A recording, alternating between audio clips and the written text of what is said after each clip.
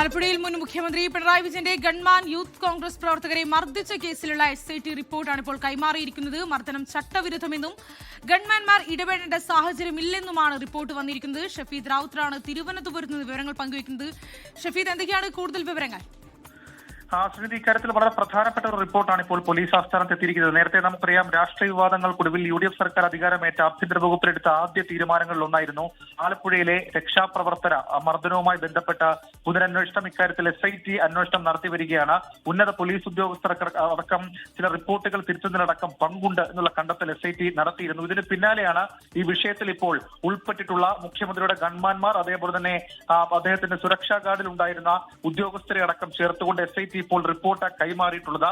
ആ റിപ്പോർട്ടിൽ, നേരത്തെ സമർപ്പിച്ച റിപ്പോർട്ടിൽ പറയുന്നതിന് വിരുദ്ധമായിട്ടുള്ള കാര്യങ്ങൾ അത് പറയുന്നുണ്ട്. അതിൽ ഏറ്റവും പ്രധാനം മർദ്ദനം ചട്ടവിരുദ്ധമാണ് എന്നുള്ളതാണ്. നേരത്തെ ഈ ഗൺമാൻമാർ കോടതിയിലടക്കം കൊടുത്ത അവരുടെ ജാമ്യാപേക്ഷയിലടക്കം പറഞ്ഞിരുന്നത് മുഖ്യമന്ത്രിയുടെ ജീവൻ രക്ഷിക്കണമെന്നുള്ള ഉദ്ദേശത്തോടു കൂടി നടത്തിയ ഇടപെടൽ എന്നുള്ളതായിരുന്നു. അത് ഔദ്യോഗിക കൃത്യനിർവഹണത്തിന്റെ ഭാഗമായിരുന്നു എന്നൊക്കെയുള്ള വാദങ്ങളാണ് ഉയർത്തിയത്. എന്നാൽ SITയുടെ ഇപ്പോഴത്തെ കണ്ടെത്തലിൽ പോലീസ് ആസ്ഥാനത്ത് കൈമാറിയിട്ടുള്ള റിപ്പോർട്ടിൽ ആ മർദ്ദനം ചട്ടവിരുദ്ധമാണെന്ന് കൃത്യമായി തന്നെ പറയുന്നുണ്ട്. ഗൺമാൻമാർ ഇടപെടേണ്ട സാഹചര്യമില്ലായിരുന്നു. പ്രത്യേകിച്ച് അവിടെ ഉണ്ടായിരുന്ന ലോക്കൽ പോലീസിലെ പ്രധാനപ്പെട്ട ഉദ്യോഗസ്ഥരടക്കമുള്ള ആളുകൾ റോഡിന്റെ ഭാഗത്ത് നിന്ന് ഇവരെ മറ്റൊരു ഭാഗത്തേക്ക് മാറ്റി നിർത്തി. അതിന് പിന്നാലെയാണ് ഗൺമാൻമാർ അടക്കമെത്തി ഇവരെ മർദ്ദിക്കുന്ന സാഹചര്യം ഉണ്ടായതാണ് എന്നുള്ളതാണ് നിലവിൽ ഇപ്പോൾ ഈ റിപ്പോർട്ടിൽ പറയുന്ന കാര്യം. അതൊരു കുറ്റകൃത്യമായി കണക്കാക്കണമെന്നും വധശ്രമം ഉൾപ്പെടെയുള്ള കുറ്റങ്ങൾ ആവശ്യമെങ്കിൽ ചുമത്താൻ കഴിയും, അതിനുള്ള വകുപ്പുകൾ അക്കാര്യത്തിൽ ഉണ്ട് എന്നൊക്കെയുള്ള കാര്യം ആ റിപ്പോർട്ടിൽ പറയുന്നുണ്ട്. ഇതിന്റെ അടിസ്ഥാനത്തിൽ ഇപ്പോൾ പോലീസ് ആസ്ഥാനത്ത് തിരക്കിട്ട ആലോചനകൾ നടക്കുകയാണ്. ഒരുപക്ഷേ ഈ ഉദ്യോഗസ്ഥർക്ക് സസ്പെൻഷൻ ഉൾപ്പെടെയുള്ള നടപടികൾ അത് ഉടൻ തന്നെ ഉണ്ടാകാം. ശ്രീനിധി, ഷഫീദിലെ എത്ര ഉദ്യോഗസ്ഥരാണ് ഉൾപ്പെടുത്തിയിരിക്കുന്നത്? അതുമായി ബന്ധപ്പെട്ടുള്ള ഏതെങ്കിലും തരത്തിലുള്ള വിവരങ്ങൾ ലഭ്യമാണോ?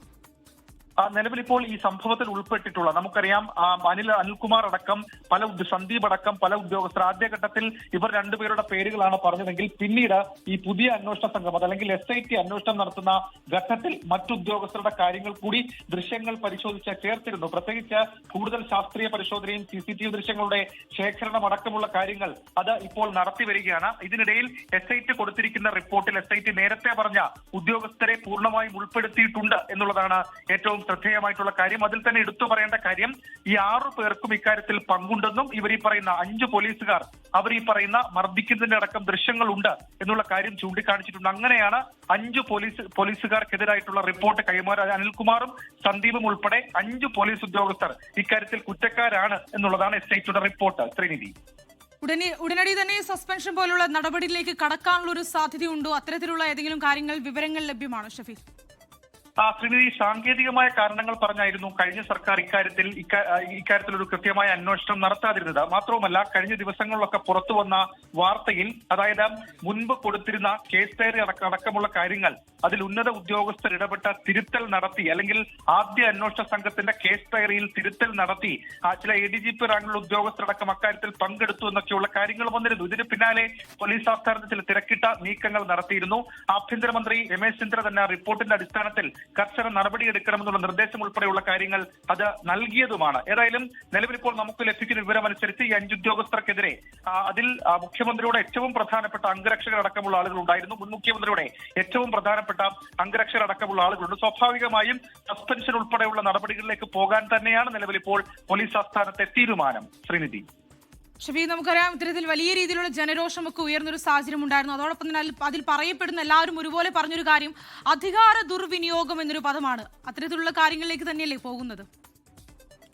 ശ്രീനിധി, ഉറപ്പായിട്ടും. കാരണം ഇതിൽ ചൂണ്ടിക്കാണിക്കുന്ന, അല്ലെങ്കിൽ എടുത്തു പറയുന്ന ഒരു കാര്യം, 2024 ഓഗസ്റ്റ് 16 ഈ ആദ്യ സംഘം കോടതിയിൽ നൽകിയ റിപ്പോർട്ട്, ആ റിപ്പോർട്ടിൽ തിരുത്തൽ ഉണ്ടായി എന്നൊക്കെയുള്ള വളരെ ഗൗരവത്തിലുള്ള കണ്ടെത്തലാണ് ഇപ്പോഴത്തെ SIT നടത്തിയിരുന്നത്. അന്ന് റിപ്പോർട്ട് തയ്യാറാക്കിയ ഉദ്യോഗസ്ഥരെ അടക്കം വിളിച്ചു വരുത്തി മൊഴി രേഖപ്പെടുത്തിയിരുന്നു. അപ്പോഴാണ് ഒരു ADGP അടക്കം, അതായത് സംസ്ഥാനത്തൊരു പ്രധാനപ്പെട്ട ADGP അടക്കം അതിനിടയിൽ പ്രവർത്തിച്ചു എന്നൊക്കെയുള്ള വിവരങ്ങൾ പുറത്തേക്ക് വരുന്നത്. ഇതേ കാലത്ത് 3 ദിവസം ആലപ്പുഴയിൽ ഉണ്ടായിരുന്ന അന്വേഷണ സംഘത്തെ തിരുവനന്തപുരത്തേക്ക് വിളിച്ചു വരുത്തി റിപ്പോർട്ട് തിരുത്തി എഴുതി എന്നൊക്കെയുള്ള കണ്ടെത്തൽ ഇപ്പോഴത്തെ SIT അവരുടെ റിപ്പോർട്ടിൽ ഉൾപ്പെടുത്തിയിട്ടുണ്ട്.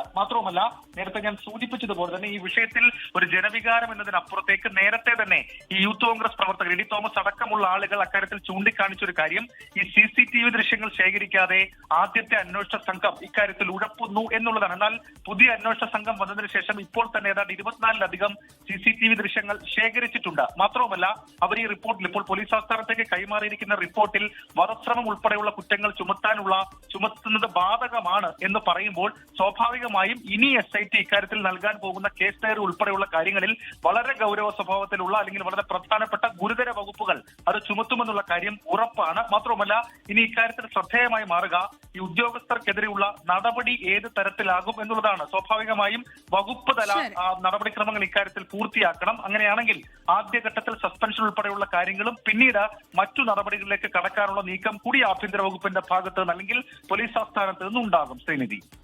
ശരി. ആലപ്പുഴയിൽ മുൻ മുഖ്യമന്ത്രി പിണറായി വിജയൻ ഗൺമാൻമാർ യൂത്ത് കോൺഗ്രസ് പ്രവർത്തകരെ മർദ്ദിച്ച കേസിലാണ് ഇപ്പോൾ SIT റിപ്പോർട്ട് കൈമാറിയിരിക്കുന്നത്.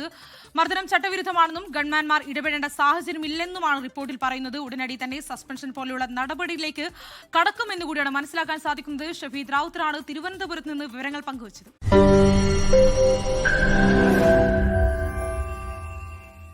ലോകത്തെവിടെയായാലും ഏത് സമയത്തും 24 വാർത്തകളും ഓഗ്മെന്റഡ് റിയാലിറ്റി പാക്കേജുകളും എക്സ്പ്ലെയിനറുകളും വിശദമായി കാണാൻ ഞങ്ങളുടെ YouTube ചാനൽ നിങ്ങൾക്ക് സബ്സ്ക്രൈബ് ചെയ്യാം.